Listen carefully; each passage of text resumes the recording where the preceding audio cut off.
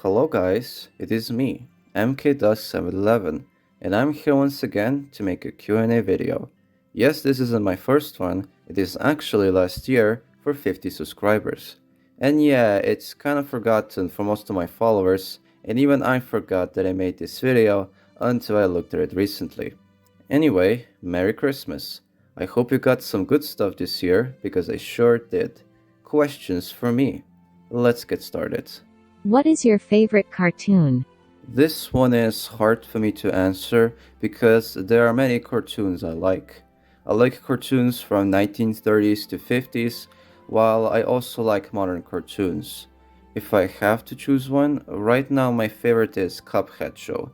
Yes, it's kind of an easy pick because I'm a fan of this franchise, but it isn't just because of that.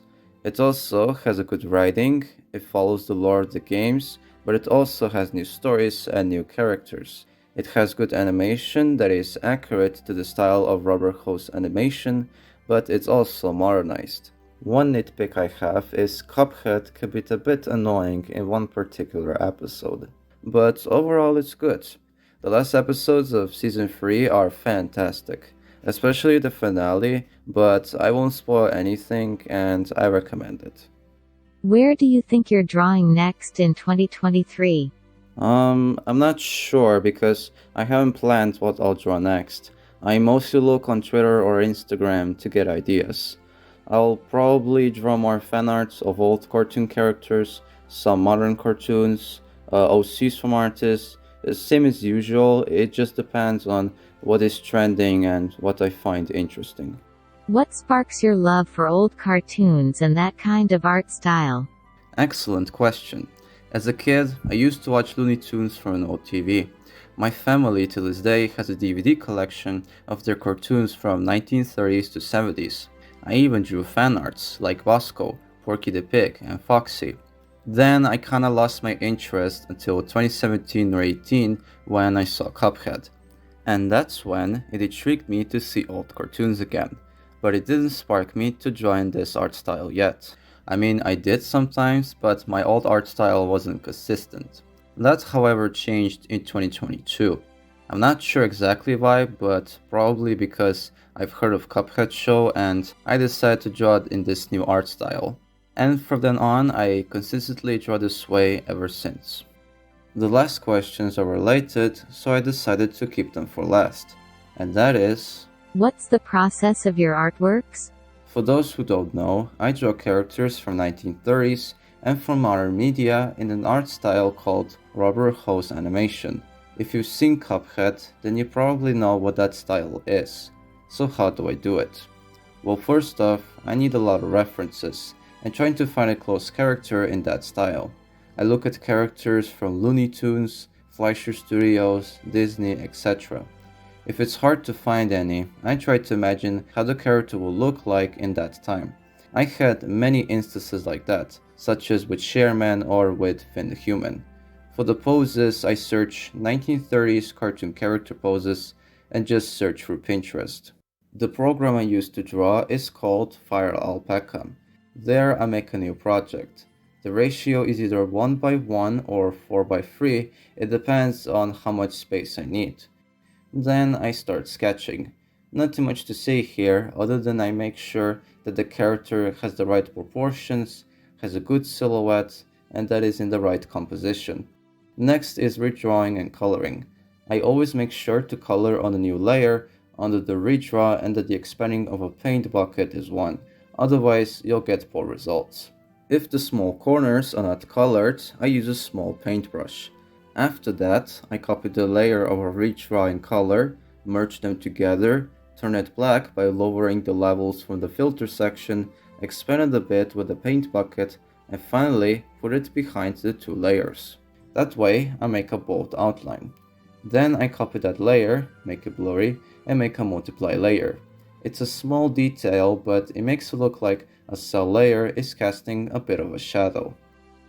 Now that the character is done, the next important part is the background.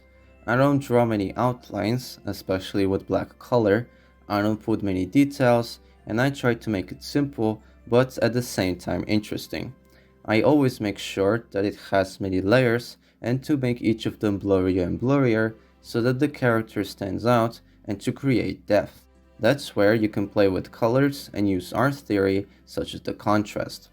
The last thing is to draw small polka dots with, well, polka dot paintbrush, making a multiply layer and put it above the background. With this, it looks like the background was made on a drawing sheet. Well, that's what I think it looks like. By far, that's how the layers look like. I also create lots of folders to organize them and make it easier to search.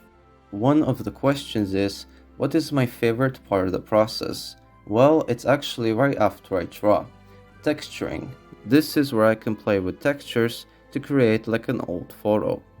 One of my followers also asked me why I decided to do this, and that's because I love how vintage cartoons look like and the poor quality of them. I also do that because I think the drawing looks better and more interesting. Without it, it would look off in my opinion. Where I get the textures is from the website called wildtextures.com. But first, after exporting my drawing, I make it slightly blurry and give it a small motion blur. Then I slightly lower hue, saturation, and higher the brightness. I put an old paper texture from the website and then put the noise and an old film filter which can be found on Pinterest.